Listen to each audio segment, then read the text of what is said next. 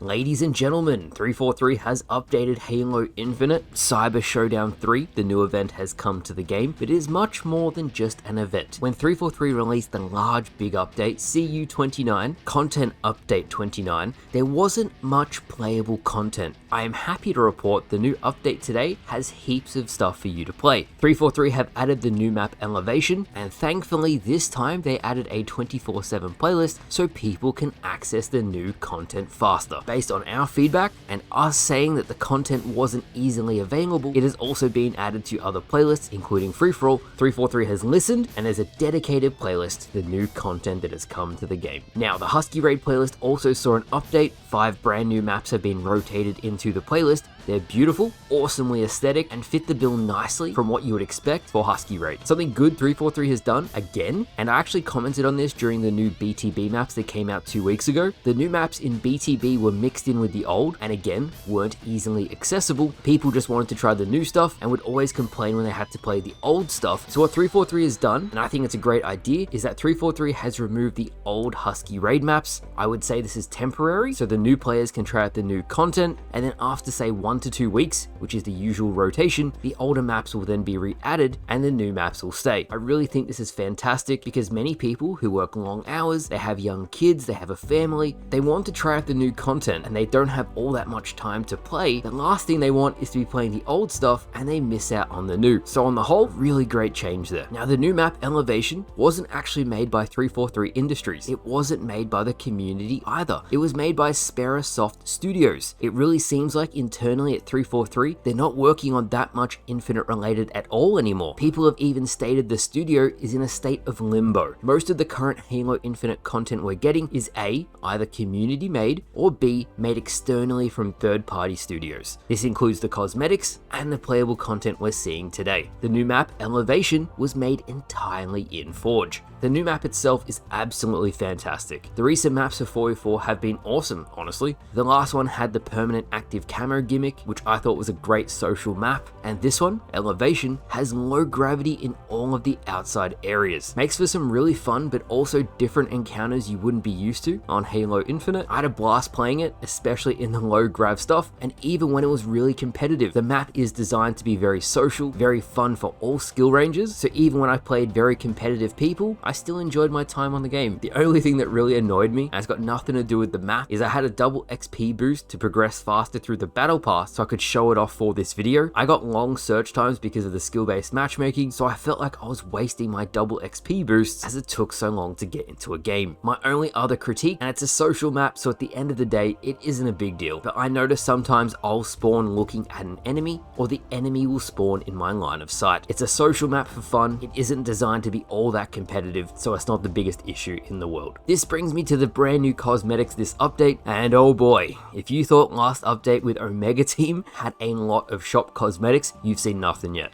Over $200 USD, that's right, 200 of brand new cosmetics have landed in the shop today. Ridiculous pricing, frankly, and they still have this stupid rarity system. They are shop cosmetics. There is nothing inherently rare about them at all. It just feels like FOMO, the fear of missing out, and I think it's really dumb. It is also pretty obvious, no matter how much feedback people give about the monetization on Halo Infinite, the monetization team at 343 are going to keep doing what they want, and they're going to keep the prices at whatever people are willing to pay. I've always said the silent majority kind of control the pricing. The people who aren't on YouTube, who aren't on Twitter, they just happily buy everything in the shop, so I don't expect that to change all that much. However, I will say the stuff was quite pricey, and I definitely noticed that. This brings me to the Battle Pass. I played all day today. I wanted to finish it so I could show you guys what exactly is in it. From what I could tell, 11 levels out of 20 were filler this time around. So that's emblems, XP boosts, backdrops, stuff people really don't care about. I found there to be a nice green coating in there, as well as some unique armor pieces, so it's not all bad. The iconic armor set for this event slash operation, whatever you want to call it, is actually a kit, so you can't customize it, which I think is really going to disappoint a lot of people. One thing I would love to see in future is, for one, kits to be customized, which include the Mark 5 or Mark 6 kit, and in that kit section you can save presets of the armor you've created so you don't have to make them all over again. Speaking of that, a plugin actually released today featured on the Halo Halo Reddit that will actually save your customization layouts.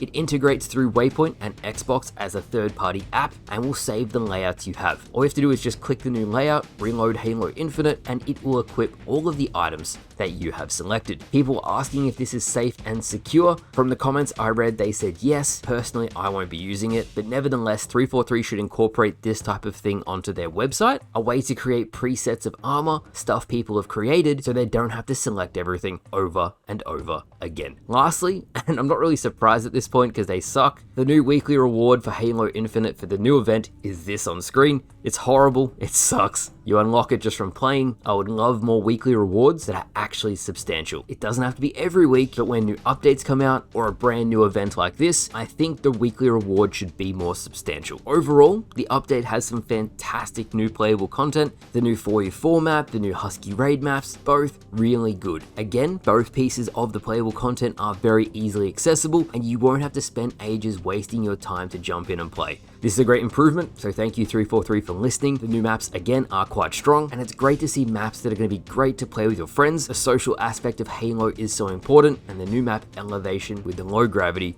is perfect for that. So that wraps up today's video, guys. A brand new update that has come to Halo Infinite. Jump in and give it a go. Let me know what you think down in the comments. Thank you all for watching. Hope you all enjoyed, and I'll see you guys later.